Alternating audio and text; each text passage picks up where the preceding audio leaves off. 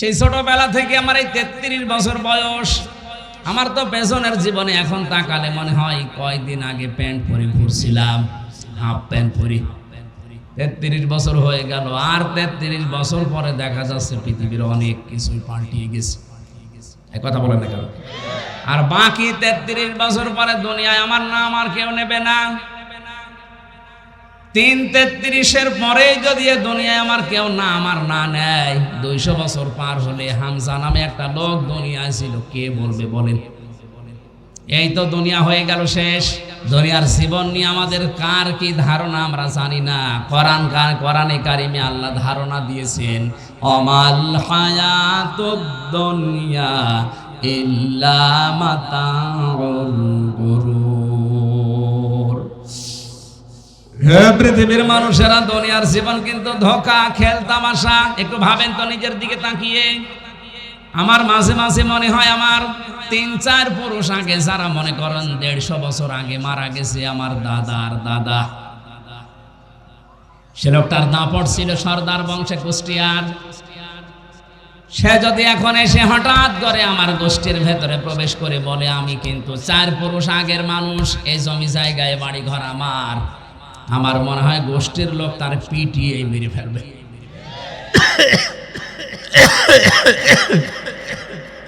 শুধু ওই লোকটাকেই মারবে। আমিও যদি 200 বছর পরে আমার এই যে বাড়ি কুষ্টিয়ায় আমি বানিয়েছি, ওখানে যে যদি আমার পরবর্তী প্রজন্ম যারা 3-4 পুরুষ পরে আসবে, এদেরকে যদি বলি এটা আমি বানিয়েছিলাম, এর আসল মালিক আমি, তোমরা এখন আমাকে জায়গা দাও, আমারে ওরা পিটিয়ে বের করে দেবে। পিটিয়ে বের করে দেবে না, মেরে ফেলবে। কারণ ও জানে যে পিটিয়ে বের করে দেবে, আদালতে গেলে সমস্যা। বলেন তো দুনিয়ার জীবনটা কিভাবে আল্লাহ সাজিয়েছেন? এইটাই জীবন। মানুষের জীবন তো সফল আল্লাহর দৃষ্টিতে ওইটা। বেশি দিন বেঁচে থাকবে মানুষ না, বেশি দিন ক্ষমতায় থাকবে, বেশি টাকা পয়সার মালিক হবে না। ফামাগে সুহসিহানিন নার ওয়া উদখিলাল জান্নাতা ফাকাদ ফাজ। কোন মানুষকে যদি আমি আল্লাহ জাহান্নামের কাছ থেকে আস্তে আস্তে মাইনাস করে জান্নাতের কাছের দিকে আস্তে আস্তে এগিয়ে দেই, ওই লোকটার জীবন সফল। আজে রোজা রাখতো না, এখন রাখা আরম্ভ করেছে। আগে পর্দায় চলতো না, এখন পর্দা করা আরম্ভ করেছে। আগে ঘুষ খেত, এখন খাওয়া বাদ দিয়ে আস্তে আস্তে চলতেছে ভালো পথে। বুঝবেন ওই লোকটাকে আল্লাহ জাহান্নামের থেকে আস্তে আস্তে দূরে সরিয়ে জান্নাতের দিকে এগিয়ে দিচ্ছে।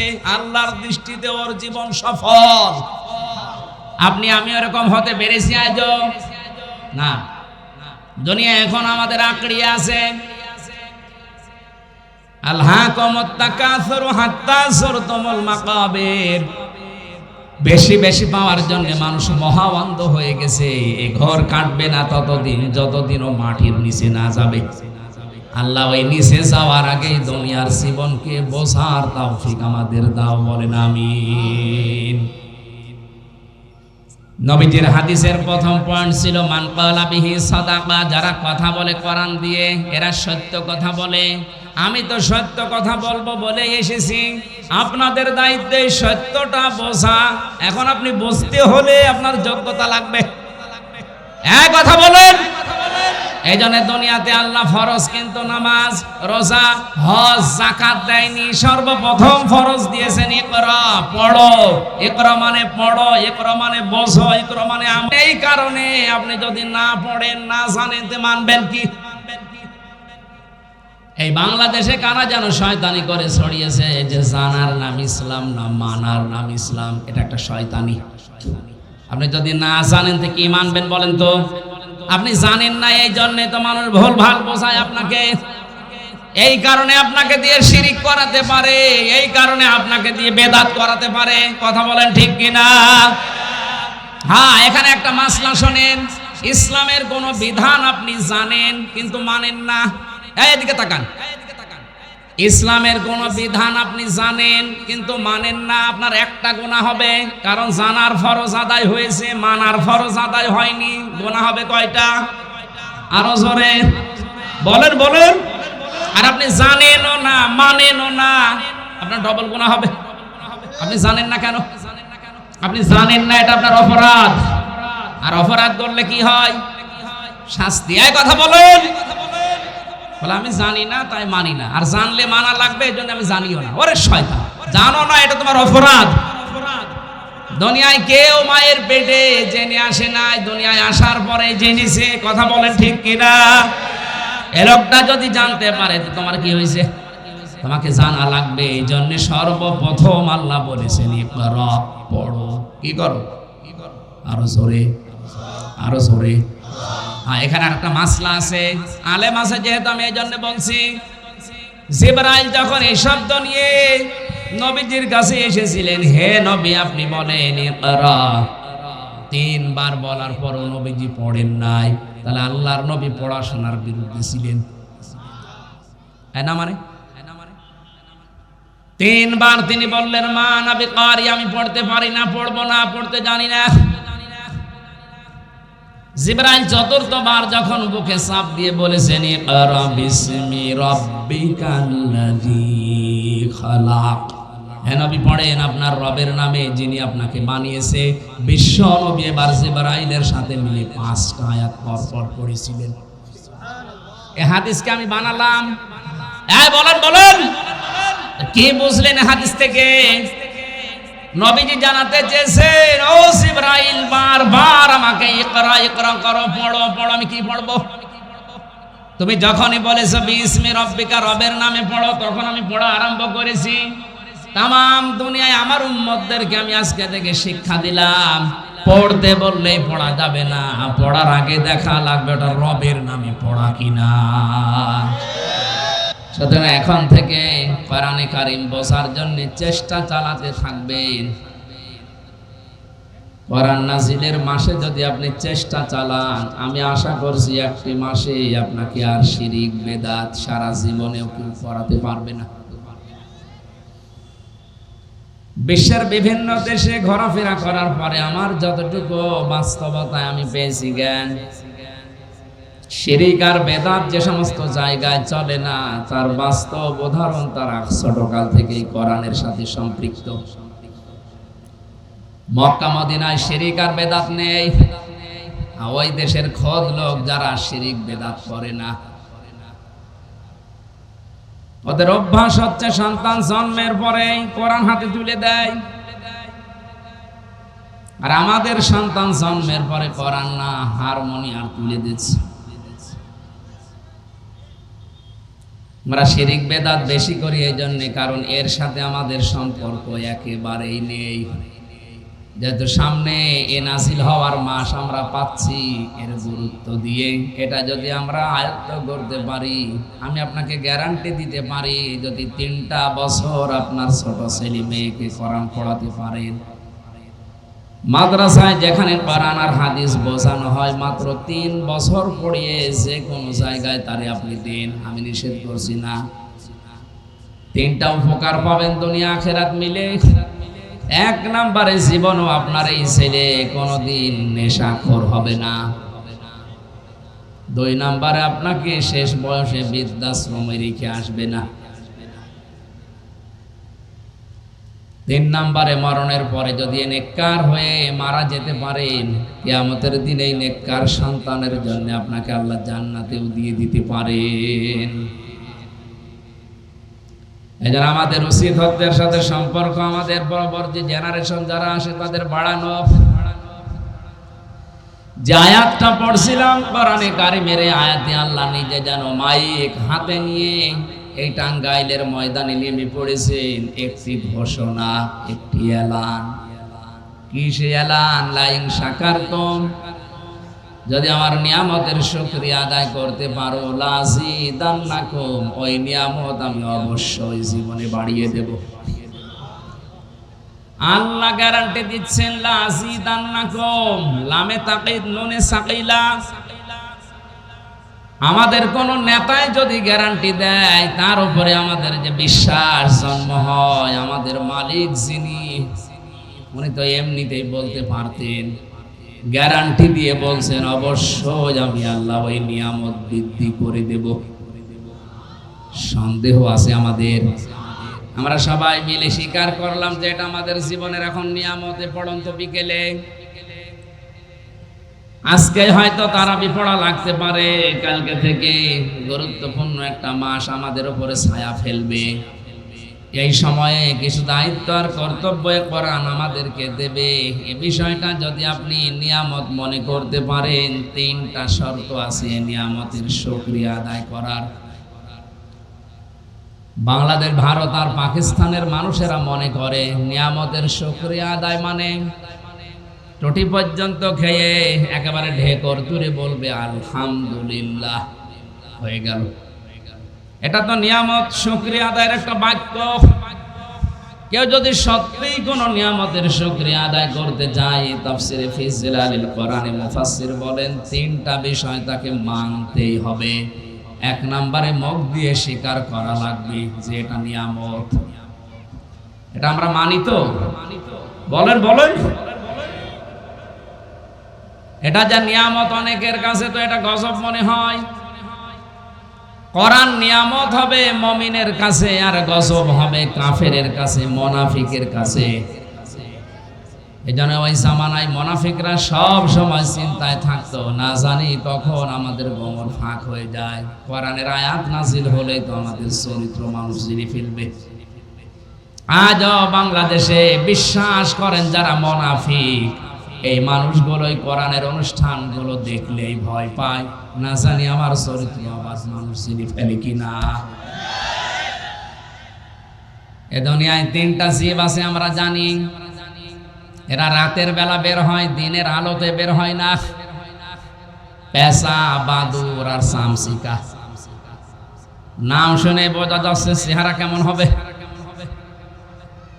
দিনের বেলা দেখবেন আসে না, রাত যত গভীর হয় অন্ধকার ছেয়ে যায়, তখন বের হয়ে মানুষের ফসল নষ্ট করে, কলা নষ্ট করে। এক কথা বলছে না কেন? দিনের আলো, সূর্যের আলো সহ্য হয় না, এই জন্য রাতের আধার যাদের ভালো লাগে মানুষের ক্ষতি করার জন্যে, এদের নাম শুনলে আমরা বলছি যে দুই নাম্বার পেঁচা, বাদুড়, চামচিকা। এ মানুষের ভেতরে যাদের দিনের আলো, কোরআনের আলো, ইসলামের আলো সহ্য হয় না, কুফরের অন্ধকার, শিরিকের অন্ধকার, বেদাতের অন্ধকার, জুলুমের অন্ধকারের পথ বেছে নেয়, এরাও আল্লাহর দৃষ্টিতে পেঁচা, বাদুড় আর চামচিকার চাইতেও খারাপ। আমি কি বললাম আপনি কি টের পেয়েছেন? না, আপনার মাথায় মগজ থাকলে টের পাবেন। আপনাকে কোথায় নামিয়ে দিয়েছে আল্লাহ? আল্লাহ পাক বলেন আপনি এ পর্যন্ত নামিয়েছেন না, আরো বেশি নামানো লাগবে। উলাইকা কাল আনআমি বাল হুম আযাল। এই মানুষগুলো চতুষ্পদ জানোয়ার বললেও ভুল হবে, এর চতুষ্পদ জানোয়ারের চাইতেও খারাপ। তাহলে দিনের আলো, ইসলামের আলো, কোরআনের আলো যাদের সহ্য হয় না, এই মানুষগুলোকে পেঁচা, বাদুড়, চামচিকা নাই এরও নিচে নামানো লাগবে। আপনার বাস্তবতায় আচরণ, চরিত্র কোন জায়গায় আছে আপনি নিজে টের পাচ্ছেন। আল্লাহ আমাদেরকে কোরআনে কারিমের এই নিয়ামতের শুকরিয়া আদায় যেন মুখ দিয়ে করার তৌফিক দেন।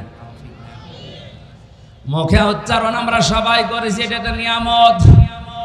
দুই নম্বরে আপনার মনে একটা আনন্দ লাগবে, একটা অনির্বচন সুখ আপনি অনুভব করবেন। শব্দের দিকে খেয়াল করেন, একটা অনির্বচন সুখ আপনি পাবেন। কি এটা? পাখি যখন ছো মারে তখন মুরগির বাচ্চাগুলো পাখার নিচে, এই পালকের নিচে, এই যে নরম সফট কমল এই জায়গায় দাঁড়িয়ে বা বসে একটা কিচির মিচির আওয়াজ দেয়, বাংলাতে ওইটাতে বলা হয় অনির্বচন সুখ বা আনন্দ। কোরআনের কারিমের এই অনুষ্ঠানকে নিয়ামত যদি আপনি মনে করেন, বিশ্বাস করেন আপনার মনের ভেতরে ওরকম একটা সুখ আপনি পাবেন। আপনি পাচ্ছেন তো? না, আরো আপনার কষ্ট হচ্ছে।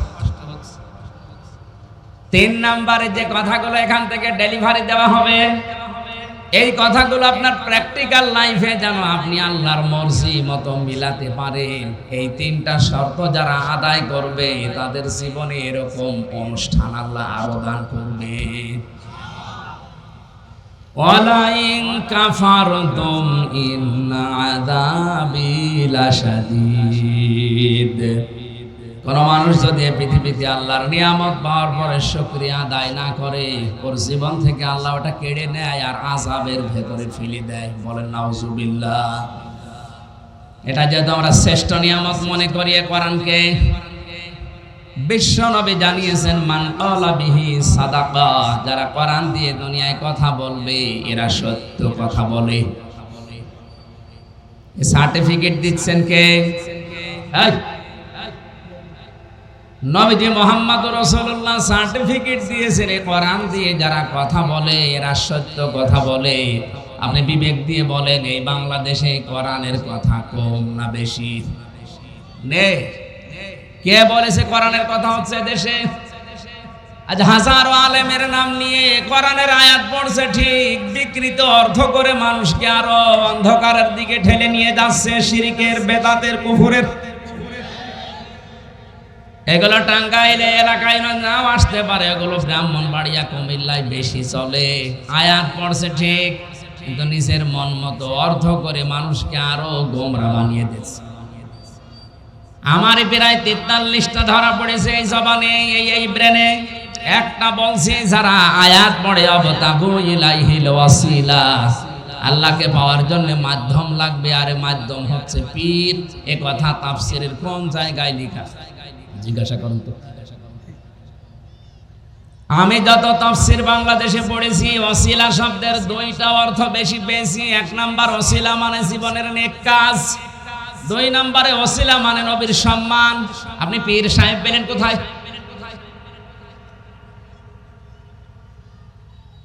এ জেলার পরে যে মানিকগঞ্জের পরে আরেকটা জেলা আছে, আমি নাম নিলাম না, ওই জায়গায় যে একবার আসরের নামাজ আদায় করলাম, আসরের পরে পীর সাহেব আসরের নামাজ আদায় করার পরে দেখলাম উনি ইমাম সাহেব যিনি আয়াত পড়ছে ইয়া আইয়ুহাল্লাযীনা আমানু তাকুল্লাহা ওয়াবতাগু ইলাইহিল ওয়াসিলা ইলা আখিরি আয়া। ওহে যারা ঈমানের দাবি করো, আল্লাহকে ভয় করো, আর আল্লাহ পর্যন্ত পৌঁছাতে হলে একটা মাধ্যম তালাশ করো, আর এই মাধ্যম হচ্ছে এই জায়গার এই বাবা, খাজা বাবা। যারা সাধারণ মানুষ সামনে বসে আছে ওরা মনে করছে আয়াত মনে হয় যা বলছে এইটাই আছে, বলছে সুবহানাল্লাহ। এখানে সুবহানাল্লাহ কিসের? ওয়াসিলা শব্দের ব্যাখ্যা তাফসীরে আছে, জীবনের নেক কাজ দিয়ে যদি কেউ দোয়া করে, আল্লাহ জীবনে আমি এই কাজ তোমার ভয়ে করেছিলাম, যদি তুমি আজকে পারো আমার ওই নেক কাজের ওসিলায় বিপদ থেকে বাঁচাও, তাহলে ওই দোয়া কবুল হওয়ার সম্ভাবনা 100%। এক কথা বুঝেন? বিশ্বনবী যে তিনজন যুবকের কথা হাদিসে আমাদেরকে জানিয়েছেন, তারা তিনজনেই কিন্তু জীবনের নেক কাজের ওসিলা দিয়ে দোয়া করেছিল। আপনি ইসলাম নেবেন নবীজির কাছ থেকে, কোরআনের কাছ থেকে। কোন বাবা কি বলে, কোন দাদা কি করে, ওইটার নাম ইসলাম না। ওরা তো ওদের দরবার টিকাতে গিয়ে ইসলামের নামে এগুলো বানিয়েছে। আমি এজন্য বলছিলাম কোরআন দিয়ে কথা বলে, সত্য কথা বলে, কিন্তু কথা কোরআনের হওয়া লাগবে। আল্লাহর নামের পাশে অন্য কোন নাম ধরে জিকির করা হারাম, জায়েজ নেই। এটা সূরা ফুরকান 19 নম্বর পারার 4 নম্বর পৃষ্ঠার 13 নম্বর লাইনের মাঝের অংশে আছে, মাআল্লাহি ইলাহান আখার। আল্লাহর সাথে যারা অন্য কাউকে ডাকে, এই মানুষগুলোকে আল্লাহ ডবল শাস্তি দেবে। অথচ বাংলাদেশের দিকে তাকান আর ভারতের দিকে, আল্লাহ আল্লাহ কিছুক্ষণ করে, এরপরে ইয়া আলী বাবা, শাহ আলী বাবা, দয়াল বাবা, খাজা বাবা, ন্যাংটা বাবাও চলছে। আল্লাহর নামের সাথে এমনকি রাসূলুল্লাহর নাম ধরে জিকির করাও জায়েজ নেই। কেউ যদি বলে ইয়া রাসূলুল্লাহ, ইয়া রাসূলুল্লাহ, হারাম হবে, কারণ রাসূলের নামে আল্লাহ কোনো জিকির দেয়নি, রাসূলের নামে দিয়েছেন তাসলিমা, সালাম। আপনি দরুদ পড়েন নবীজির নামে, সাল্লু আলাইহি ওয়া সাল্লিমু তাসলিমা, যথাযথ হক আদায় করে যেভাবে নিয়ম ওইভাবে দরুদ পড়েন, কোনো অসুবিধা নেই। কিন্তু নবীজির নামে আপনি জিকির করতে পারবেন না। জিকির করা লাগবে এক নম্বরে কার নামে? আরো জোরে বলেন। আল্লাহ ছাড়া কারো নামে জিকির করা, জিকির একটা ইবাদত। জিকির কি? আল্লাহ বাদে কারো নামে জায়েজ নেই। অথচ আল্লাহর পাশাপাশি যারা অন্য কারো নাম জুড়েও জিকির করছে আর কোরআনের আয়াত পড়ে পড়ে দলিল দিচ্ছে, আপনি বলেন তো এরা কি সত্য কথা বলছে? এজন্য কোরআন দিয়ে কথা বললে সত্য কথা বলে। যারা সামনে আছে শ্রোতাদের এই কথাটা বোঝার মতো আবার যোগ্যতা থাকা লাগবে। কোরআনের আলোচনা শুনলে যাদের উপলব্ধি করার ক্ষমতা আছে, এটা বোঝার মতো যোগ্যতা আছে। আল্লাহ কোরআনে সূরা মায়েদা 7 নাম্বার পারা 4 নাম্বার পৃষ্ঠা, প্রথম নাম্বার পৃষ্ঠার প্রথম নাম্বার লাইনে 83 নাম্বার আয়াতে জানিয়েছেন, ওই মানুষগুলোর চোখের দিকে তাকিয়ে আপনি দেখবেন ওরা কাঁদছে। وَإِذَا سَمِعُوا مَا أُنزِلَ إِلَى الرَّسُولِ تَرَى أَعْيُنَهُمْ تَفِيضُ مِنَ الدَّمْعِ مِمَّا عَرَفُوا مِنَ الْحَقِّ। হে নবী, আপনার কণ্ঠে যখন ওরা কোরআন শুনবে, সত্যি যদি উপলব্ধি করার ক্ষমতা ওরা রাখে, আপনি দেখতে পাবেন ওদের চোখ দিয়ে মনের অজান্তে পানি গড়িয়ে পড়ছে। কোরআন আলোচনায় সবার চোখে পানি আসবে না। নবী দিয়ে কোরআন ওসমানের সামনে পড়লে হযরত ওসমান কাঁদতে কাঁদতে বেহুশ হয়ে যেত। কোরআন নবীজি আবু সেহেলের সামনেও পড়েছিলেন, ওর কান্না আসে না, ওর শয়তানি বেড়েছে। এই ময়দানে ওসমানের মতো মন নিয়ে বসলে আপনার চোখে পানি আসবে যদি আপনি বুঝতে পারেন, এটা যদি উপলব্ধি করার ক্ষমতা আপনার থাকে। আর যদি আবু সেহেলের মতো মন নিয়ে বসেন, আপনার চোখে পানি আসা না, আপনার আফসোসও আসবে না, আসবে আপনার শয়তান বেড়ে যাবে যে কি করে দুর্বিসন্ধি করা যায়। কথা বলেন ঠিক কিনা? আমরা কি আবু বকরের মতো মন নিয়ে বসবো না আবু সেহেলের মতো? বলেন বলেন। সাফ করে একটা কথা কান খাড়া করে শোনেন, দুনিয়াতে যদি কোরআন শরীফ কাউকে ভালো বানাতে না পারে, হেদায়েত দিতে না পারে, বুঝবেন ওই লোকটাকে আল্লাহ জাহান্নামে দেবে। এই জন্যই বানিয়েছে। এটা তো আমি বানালাম নাকি? যে আয়াত পড়েছি আজকে সূরা বাকারার পরের আয়াতে এই শব্দটা আছে, শাহরু রমাদান আল্লাযী উনজিলা ফীহিল কুরআন হুদাল লিন-নাসি ওয়া বায়্যিনাতিম মিনাল হুদা ওয়াল ফুরকান। এই সেই কোরআন রমজান মাস, যে মাসে আল্লাহ কোরআন নাযিল করেছেন হুদাল লিন-নাস, মানুষকে পথ দেখাতে। তাহলে কোরআন নাযিল করেছেন আল্লাহ গরু ছাগলকে পথ দেখাতে। কাকে? বলেন বলেন। আপনি যদি মানুষ দাবি করেন আর কোরআনের কাছ থেকে হেদায়েত না পান, এই আয়াত অনুযায়ী আপনি মানুষ না। স্পষ্ট দলিল আর প্রমাণের ভেতরে দেওয়া আছে। শেষের শব্দ ওয়াল ফুরকান, এটা সত্য আর মিথ্যা পার্থক্য করে মানুষকে দেখায়। ও টাঙ্গাইলবাসী, রমজান আমাদের সামনে মাত্র একদিন, অথচ নবী রমজান মাস পাওয়ার জন্য 6 মাস আগে থেকে প্রস্তুতি নিতেন, আর আমাদের কয়েক ঘন্টা পরে শুরু হয়ে যাবে। এতে কিছুক্ষণ পরে, হয়তো আধা ঘন্টা পরে চাঁদ উঠলে আপনি রমজান শুরু হয়ে গেছে। যেমনই 6 মাস আগে যদি প্রস্তুতি নিতে পারে, আপনি আধা ঘন্টা আগেও কোনো প্রস্তুতি আছে আপনার, আপনি সিদ্ধান্ত নেবেন আজকে যে কোরআন দিয়ে আমি হক আর বাতিল পার্থক্য করে বাকি জীবন চালাবো। যদি চালাতে না পারি আমি জাহান্নামী। এই জন্য আল্লাহ আমারে বানিয়েছে। এ দোষ আল্লাহর না, মানে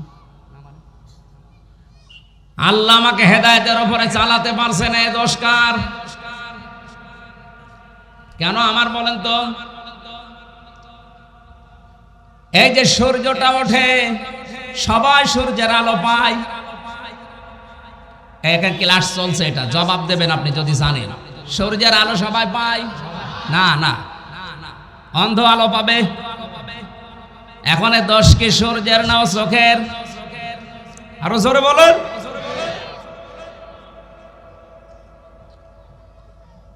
এই পৃথিবীতে একটা খাবার আছে যেটাকে বলা হয় আদর্শ খাবার। আমরা বাংলাদেশে দুধ বা মিল্ক বলে জানি, milk is an ideal food, অথচ এটা তো খাবার না, এটা তরল। এটা আইডিয়াল ড্রিঙ্ক হওয়ার কথা ছিল। বিজ্ঞান 12,500 খাবারের উপরে গবেষণা চালিয়েছে। কোন খাবার এই দুনিয়াতে নেই যে খাবার খেলে আপনার পিপাসা মিটে যাবে, নেই। খাবার খেলে ক্ষুধা মিটবে, পিপাসা মেটার জন্য পানি খাওয়া লাগবে। এক কথা বুঝতেছেন? পৃথিবীতে কেউ যদি পানি পান করে পিপাসা মিটবে, কিন্তু ক্ষুধা মিটবে না। একটাই মাত্র খাবার আল্লাহ বানিয়েছে যেটা খেলে ক্ষুধাও মিটে যায়, পিপাসাও মিটে যায়, তার নাম দুধ। এই জন্য বিজ্ঞানের নাম আইডিয়াল ড্রিঙ্ক দেয়নি, আইডিয়াল ফুড। আপনি যদি পরীক্ষার খাতায় milk is an ideal drink লেখেন 0 পাবেন, অথচ ওটা তো ড্রিঙ্কই, তরল আছে, ওটা তো পানি জাতীয় খাবারই। যতক্ষণ মাখন না হবে, ঘি না হবে, জমাট না বাঁধবে, দই না হবে, ততক্ষণ তো ফুড বলা ঠিক না। বিজ্ঞানী কথা বলে ভুল করেনি, কারণ গবেষণায় ধরা পড়েছে এর ভেতরে খাবারও আছে, পিপাসার চাহিদাও মিটবে। বলেন সুবহানাল্লাহ। এখন আমার প্রশ্ন, দুধ কি সবার জন্য ভালো? হ্যাঁ, আমাশার রোগে কে কেউ যদি দুধ দেয়, সুবহানাল্লাহ না নাউজুবিল্লাহ? সারা দিন বসে থাকা লাগবে টয়লেটে, কথা বলে না কেন? শেষে আবার বালিশ খাতা নিয়ে এসে টয়লেটে ঘুমানো লাগতে পারে। এখন এর দোষ কি দুধের না ওর পেটের? কোরআন আল্লাহ নাযিল করেছেন হেদায়েত দেওয়ার জন্য। আপনি হেদায়েত নিতে পারেননি, এ দোষ কোরআনের না, এ দোষ আপনার কপালের। এজন্য আপনি মন তৈরি করেন আগে। সামনে রমজান মাস, কোরআন নাযিলের মাস। হক আমি আর বাতিল আমি পার্থক্য করবই ইনশাআল্লাহ। এই যে নরসিংদীর গিরিশচন্দ্র সেন বেটা হিন্দু মানুষ, কোরআন পড়েছিল, বুঝেছিল, লিখেছিল, কিন্তু হেদায়েত পায়নি। ও কিন্তু আমাদের চাইতে কোরআন পড়তো বেশি, বুঝতো বেশি, লিখতো বেশি, ও তাফসীর পর্যন্ত লিখেছে। এখানে সভাপতি সাহেব আলেম মানুষ, উনি সহ যত বড় বড় শিক্ষিত মানুষ বসে আছে, একজনকে বলতে বলেন তো বুকে হাত দিয়ে যে কোরআনের প্রতিটি শব্দের অর্থ আমার জানা আছে, বলতে বলেন? কেউ পারবে না। ওই পুলিশগুলোকে জিজ্ঞাসা করেন তো পারে কিনা।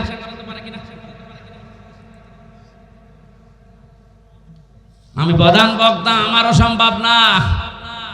হ্যাঁ, আমি পড়েছি সব, কিন্তু আমার এখন আবার দেখা লাগবে, সব আমার মনে নেই। আপনি একটু ভাবেন তো, বেটা হিন্দু মানুষ গিরিশচন্দ্র সেন পুরা কোরআন শরীফের প্রতিটি শব্দের একটা করে অর্থ না, একাধিক অর্থ ওর জানা ছিল, না তো তাফসীর লিখলো কি করে? আর যেখানে যেই শব্দটা অ্যাপ্রোপ্রিয়েট হবে, যেখানে যেটা খাটবে, ওই জায়গায় ওইটা সে সেট করেছে। কোরআনের উপর তার দখল আমাদের চাইতে কত বেশি, তাহলে এ দখল অর্জন করতে হলে পড়া লাগেনি? এক কথা বলুন। কোরআনও পড়লো বেশি আমাদের চাইতে, বুঝলো বেশি, লিখলো বেশি, হেদায়েত পায়নি কোরআন থেকে, কারণ ওর মন ছিল না। এ দোষ এখন কোরআনের না ওর কপালের। আপনি যদি মন তৈরি না করেন, জোর করে কোরআন আপনাকে হেদায়েত দিয়ে জান্নাতে নিয়ে যাবে, আল্লাহর অত দায় পড়ে যায়নি। আপনি জান্নাতে না গেলে, জাহান্নামী হয়ে গেলে আল্লাহর ক্ষমতা একটু কমে যাবে। বলেন বলেন। আল্লাহ বড় আশা করে আমাদেরকে এই মাসটা দিলেন, রমজান মাস। নবীজি বলেন, রমজান পাওয়ার পরে কোন মানুষ জীবনের অপরাধগুলো যদি মাফ করিয়ে জান্নাতি হতে না পারে, ওই লোকটা কপাল পোড়া। জোরে বলেন নাউজুবিল্লাহ।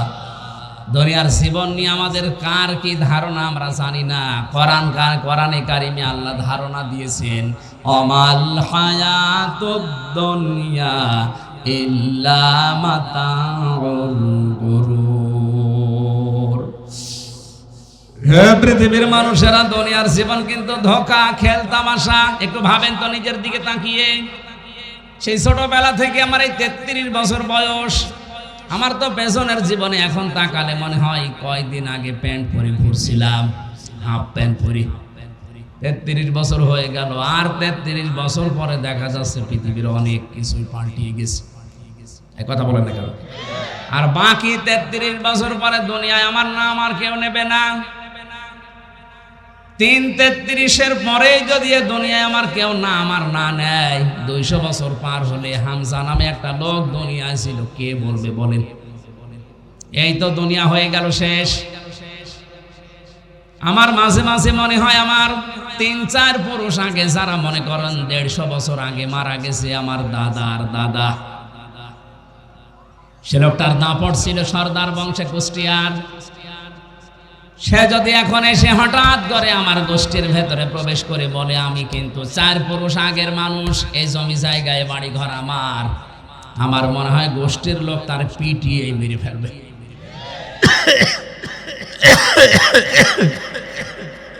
শুধু ওই লোকটাকেই মারবে। আমিও যদি 200 বছর পরে আমার এই যে বাড়ি কুষ্টিয়ায় আমি বানিয়েছি ওখানে যে যদি আমার পরবর্তী প্রজন্ম যারা 3-4 পুরুষ পরে আসবে এদেরকে যদি বলি এটা আমি বানিয়েছিলাম, এর আসল মালিক আমি, তোমরা এখন আমাকে জায়গা দাও, আমারে ওরা পিটিয়ে বের করে দেবে। পিটিয়ে বের করে দেবে না, মেরে ফেলবে, কারণ ও জানে যে পিটিয়ে বের করে দেবে আদালতে গেলে সমস্যা। বলেন তো দুনিয়ার জীবনটা কিভাবে আল্লাহ সাজিয়েছেন? এইটাই জীবন। মানুষের জীবন তো সফল আল্লাহর দৃষ্টিতে ওইটা। বেশি দিন বেঁচে থাকবে মানুষ না, বেশি দিন ক্ষমতায় থাকবে, বেশি টাকা পয়সার মালিক হবে না। ফামাগে সুহসিহা আনিন নার ওয়া উদখিলাল জান্নাতা ফাকাদ ফাজ। কোন মানুষকে যদি আমি আল্লাহ জাহান্নামের কাছ থেকে আস্তে আস্তে মাইনাস করে জান্নাতের কাছের দিকে আস্তে আস্তে এগিয়ে দেই, ওই লোকটার জীবন সফল। আজে রোজা রাখতো না, এখন রাখা আরম্ভ করেছে। আগে পর্দায় চলতো না, এখন পর্দা করা আরম্ভ করেছে। আগে ঘুষ খেত, এখন খাওয়া বাদ দিয়ে আস্তে আস্তে চলতেছে ভালো পথে। বুঝবেন ওই লোকটাকে আল্লাহ জাহান্নামের থেকে আস্তে আস্তে দূরে সরিয়ে জান্নাতের দিকে এগিয়ে দিচ্ছে। আল্লাহর দৃষ্টিতে ওর জীবন সফল। আপনি আমি এরকম হতে পেরেছি আজও না। দুনিয়া এখন আমাদের আঁকড়িয়ে আছে। আলহাকুমুত তাকাসুর হাত্তা যুরতুমুল মাকাবির। বেশি বেশি পাওয়ার জন্য মানুষ মহাবন্ধ হয়ে গেছে। এই ঘর কাটবে না ততদিন যতদিন ও মাটির নিচে না যাবে। আল্লাহ ওই নিচে যাওয়ার আগেই দুনিয়ার জীবনকে বোঝার তৌফিক আমাদের দাও, বলেন আমিন। নবীজির হাদিসের প্রথম পয়েন্ট ছিল মান ক্বালা বিহি সাদাকা। যারা কথা বলে কোরআন দিয়ে, এরা সত্য কথা বলে। আমি তো সত্য কথা বলবো বলে এসেছি, আপনাদের দায়িত্বে সত্যটা বোঝা। এখন আপনি বুঝতে হলে আপনার যোগ্যতা লাগবে। এক কথা বলেন। এই জন্য দুনিয়াতে আল্লাহ ফরজ কিন্তু নামাজ, রোজা, হজ, যাকাত দেয়নি। সর্বপ্রথম ফরজ দিয়েছেন ইকরা, পড়ো। ইকরা মানে পড়ো, ইকরা মানে বোঝো, ইকরা মানে এই কারণে আপনি যদি না পড়েন না জানেন তে মানবেন কি? এই বাংলাদেশে কারা যেন শয়তানি করে ছড়িয়েছে যে জানার নাম ইসলাম না মানার নাম ইসলাম। এটা একটা শয়তানি। আপনি যদি না জানেন তো কি মানবেন বলেন তো? আপনি জানেন না, এই জন্য তো মানুষ ভুল ভাল বোঝায় আপনাকে। এই কারণে আপনাকে দিয়ে শিরিক করাতে পারে, এই কারণে আপনাকে দিয়ে বেদাত করাতে পারে। কথা বলেন ঠিক কিনা? হ্যাঁ, এখানে একটা মাসলা শোনেন। ইসলামের কোন বিধান আপনি জানেন কিন্তু মানেন না। এদিকে তাকান। ইসলামের কোন বিধান আপনি জানেন কিন্তু মানেন না, আপনার একটা গুনাহ হবে। কারণ জানার ফরজ আদায় হয়েছে, মানার ফরজ আদায় হয়নি। গুনাহ হবে কয়টা? আরো জোরে বলেন বলেন। আর আপনি জানেনও না মানেনও না, আপনার ডবল গুনাহ হবে। আপনি জানেন না কেন? আপনি জানেন না, এটা আপনার অপরাধ। আর অপরাধ করলে কি হয়? শাস্তি। এই কথা বলেন। বলে আমি জানি না তাই মানি না, আর জানলে মানা লাগবে এই জন্য আমি জানিও না। ওরে শয়তান, জানো না এটা তোমার অপরাধ। দুনিয়ায় কেউ মায়ের পেটে জেনে আসে নাই, দুনিয়ায় আসার পরে জেনেছে। কথা বলেন ঠিক কিনা? এ লোকটা যদি জানতে পারে তো তোমার কি হয়েছে? তোমাকে জানা লাগবে। এই জন্য সর্বপ্রথম আল্লাহ বলেছেন ইকরা, পড়ো। কি করো? আরো জোরে, আরো জোরে। হ্যাঁ, এখানে একটা মাসলা আছে, আলেম আছে যেহেতু আমি এই জন্য বলছি। জিবরাইল যখন এই শব্দ নিয়ে নবীজির কাছে এসেছিলেন, হে নবী আপনি বলেন ইকরা। 3 বার বলার পরও নবীজি পড়েন নাই, তাহলে আল্লাহর নবী পড়াশোনার বিরুদ্ধে ছিলেন না? মানে 3 বার তিনি বললেন মা নবী কারি, আমি পড়তে পারি না, পড়বো না, পড়তে জানি না। জিবরাইল 4th বার যখন বুকে চাপ দিয়ে বলেছেন ইকরা বিসমি রাব্বিকাল্লাযী খালাক, হে নবী পড়েন আপনার রবের নামে যিনি আপনাকে বানিয়েছে। বিশ্ব নবী এবার জিবরাইলের সাথে মিলে 5টা আয়াত পরপর পড়েছিলেন। এই হাদিসকে আমি বানালাম। বলেন বলেন কি বুঝলেন হাদিস থেকে? নবীজি জানাতে চেয়েছেন, ও জিবরাইল বারবার আমাকে ইকরা ইকরা করো, পড়ো পড়ো। আমি কি পড়বো? তুমি যখনই বলেছো বিসমি রব্বিকা, রবের নামে পড়ো, তখন আমি পড়া আরম্ভ করেছি। তামাম দুনিয়ায় আমার উম্মতদেরকে আমি আজকে থেকে শিক্ষা দিলাম, পড়তে বললেই পড়া যাবে না, পড়ার আগে দেখা লাগবে ওটা রবের নামে পড়া কিনা। রবের নামে পড়া এখন আছে আমাদের? বলেন বলেন। আরে ভাই পড়লেই মানুষ মানুষ হয় না। এই চোখে দেখেছি শিক্ষক অজু করছে, 5.5 বছর 6 বছরের ছাত্র পায়ে পানি ঢেলে দিচ্ছে। আমি এই চোখে এইটাও দেখেছি, বিশ্ববিদ্যালয়ে ক্লাস চলছে, মাস্টার্সে ছাত্র জুতা দিয়ে পিটাচ্ছে শিক্ষককে, বলে শালা তোরে মেরেই ফেলবো। এই যে কোরআন আমার সামনে একটা কথাও বানানো না, 2টাই আমি দেখেছি। আরে ভাই ছাত্র তো ওইটাও এইটাও, এটা কেবল কোরআনের স্পর্শ পেয়েছে কয়েকদিন, এ মানুষ হচ্ছে। আর ওইটা মাস্টার্স শেষ করার পরে কোরআন পাইনি, ওটা জানোয়ার হয়ে গেছে। পড়তে বললেই পড়া যাবে, আর নামে পড়া লাগবে? সিলেবাসের দিকে তাকান, আল্লাহর নামে পড়া আছে। এটা বললে আপনার কাছে রাজনীতি মনে হয়, 10 বছর পরে কি হবে আপনি টের পাচ্ছেন। বৃদ্ধাশ্রম এখন জেলায় জেলায় আছে, তখন থানায় থানায় বানানো লাগবে। আজ 3-4 দিন একটা ভিডিও ঘুরছে যে 4 ছেলে 2 মেয়ে, বাবা মা মারা গেছে আজ 10 বছর আগে। এরা সবাই মিলে বাবার নামের ছবিগুলো সব নিজেদের নামে লিখে বাবাকে রাস্তায় ছেড়ে দেওয়ার সিদ্ধান্ত নিয়েছে। না না নাউজুবিল্লাহ বললেন কেন? দোষ শুধু এই ছেলে মেয়েদের নাও, দোষ ওরও আছে। আল্লাহর পরে যে মা বাবার স্থান, এই শিক্ষায় তো বাবা ওই 6 জনকে দেয়নি। কথা বলেন না কেন? ওরে বৃদ্ধাশ্রমে দেবে না, রাস্তায় ছেড়ে দেবে না, করবে কি? এজন্য পড়তে হলে আমাদের পরবর্তী প্রজন্মকে যদি মানুষের মতো মানুষ তৈরি করে রেখে যেতে চান, কোরআন বিবর্জিত শিক্ষা ব্যবস্থা দিলে ওটা আসলেই বানরের বাচ্চা, শকুরের বাচ্চা হবে। পড়া দিয়েছে শরীফ শরীফা পড়ো, কি করবো এটা পড়ে আমি? সকালবেলা যদিও বলে আমি শরীফ, বিকালে বলছে না আমার শরীফা শরীফা লাগছে। আপনি থাকেন এইভাবে, কিছু বলতাম না, কিন্তু আপনার দুর্বিসন্ধি তো আলাদা।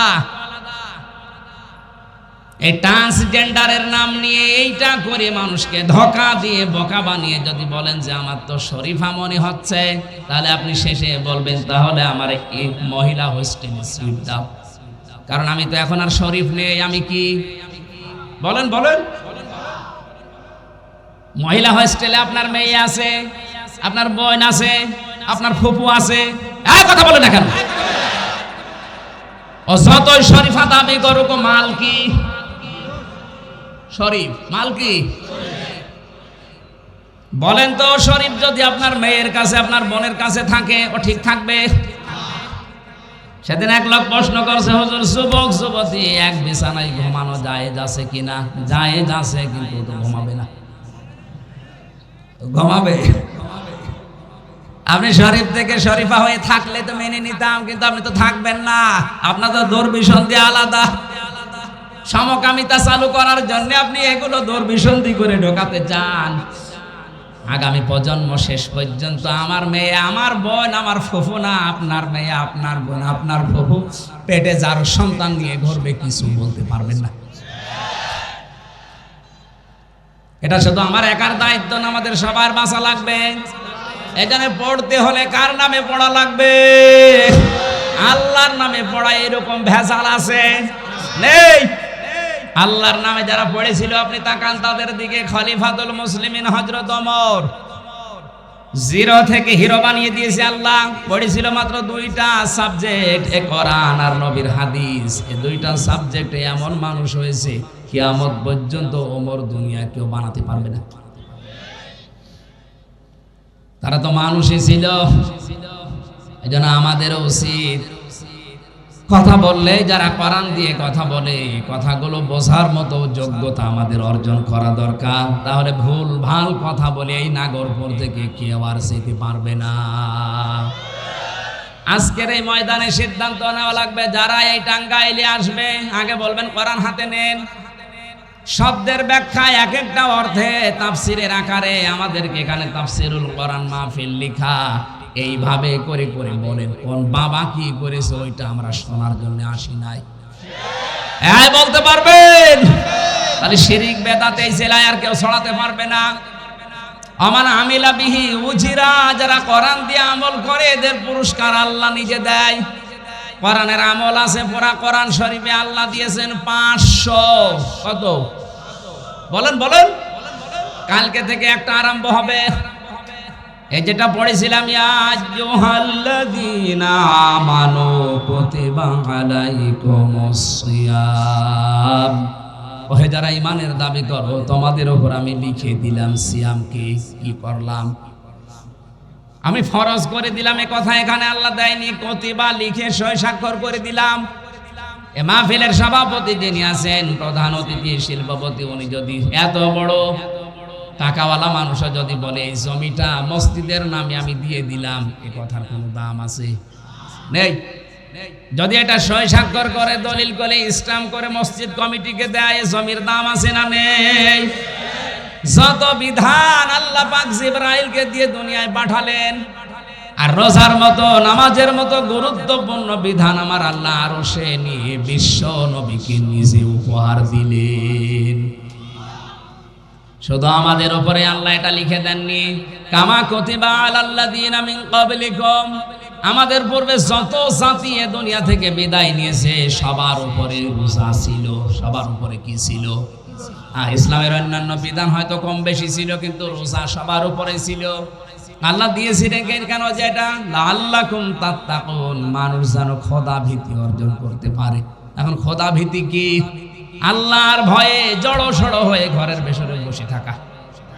বলেন বলেন, তাকওয়া যে কি এটা আমরা অনেকে জানি না। ভয়ের অনেকগুলো আরবি আছে। ইনজার মানেও ভয় দেখানো, খাউফ মানেও ভয়, তাকওয়া মানেও ভয়। ওই সমস্ত শব্দ বাদ দিয়ে আল্লাহ তাত্তাকুন দিলেন কেন? খাউফ বলা হয় ওই ভয়কে যেটা মানুষ বাঘ দেখে পায়, সাপ দেখে পায়। পুলিশ দেখে ভয় পায় না মানুষ, পুলিশ দেখে যে ভয় পান, এটা খাউফ। আর তাকওয়া আল্লাহর নিষিদ্ধ কাজগুলো ঘৃণা ভরে ছেড়ে দেওয়ার নাম তাকওয়া। আমি কথা বোঝাতে পেরেছি? বেপরদায় চলা আল্লাহর নিষিদ্ধ কাজ। এই কথা বলেন না কেন? বেপরদায় চলা কার নিষিদ্ধ কাজ? আজকে থেকে বেপরদায় চলবো না, এটা ঘৃণা করে ছেড়ে দিলাম, এর নাম তাকওয়া। অলঙ্ক নাচ দেখা এটা আল্লাহর নিষিদ্ধ কাজ। বলেন বলেন, মোবাইলে যাদের এরকম অলঙ্ক নাচ আছে, এরকম গান আছে, আজকে থেকে আমি শুধু দেখবো না, না ঘৃণা করে ডিলিট করে দিলাম, এর নাম তাকওয়া। কাদের কাদের আছে মোবাইলে দেখি হাত তোলেন তো। একজন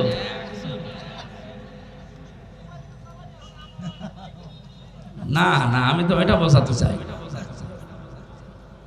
আমি বলতে চেয়েছি যাদের মোবাইল এরকম ওলট পালট জিনিস আছে এই মুহূর্তে ডিলিট করবেন। খালি ওয়াজ শুনতে আসে না, এক্ষণে ডিলিট করেন। আর এই রমজানে সিদ্ধান্ত নেবেন জীবনে যতদিন বেঁচে আছি, শয়তান যতই ধোঁকা দিক, যৌবনের তাড়নায় পড়ে হলেও আমি এই হারাম কাজে আর যাব না। যদি ঘৃণা করে আপনি আজকে ছেড়ে দিতে পারেন, একটা অনির্বচন শোক আপনি পাবেন। ছাড়বেন কারা কারা? হাত তোলেন তো। হাত তোলেন। আপনাদের এই চরিত্র কিরকম বোঝা হয়ে গেছে।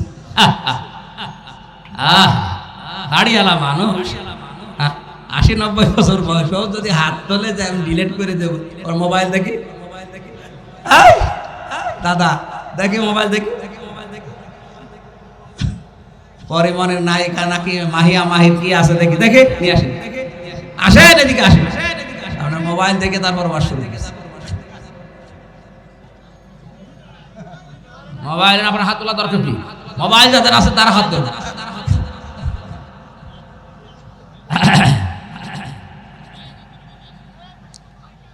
আমার ভাইরা, রমজানের গুরুত্ব এত বেশি আল্লাহ পাক জানিয়েছেন, ফামা শাহিদা মিনকুম আশ-শাহরা ফালিয়াসুমহু।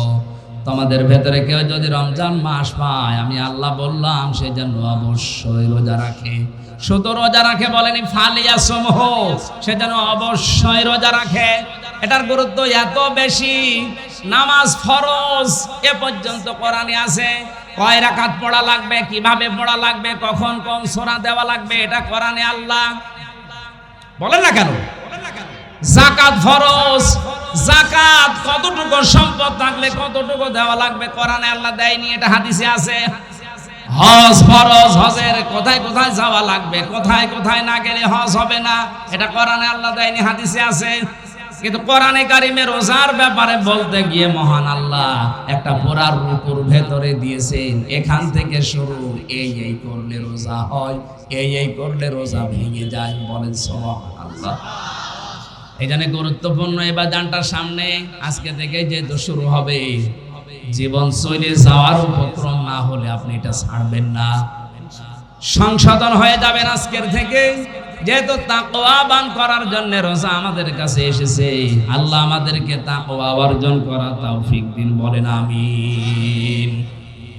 বিশ্বনবী জানিয়েছেন, কোন মানুষ যদি সত্যি রোজা রাখতে পারে আর রোজা যদি কবুল হয়ে যায়, কিয়ামতের দিন এই নারী পুরুষের জন্য আল্লাহ একটা নিজে আলাদা স্পেশাল গেট বানিয়ে রাখবেন। এখানে যতগুলো গেট আছে, মনে করেন যে কোনো গেট দিয়ে আপনি ঢুকতে পারেন। এই একটা মাত্র গেট আছে, এখান থেকে সবাইকে ঢুকতে দিচ্ছে না, মাত্র কয়েকজনকে এখান থেকে ঢোকার পারমিশন দিয়েছে।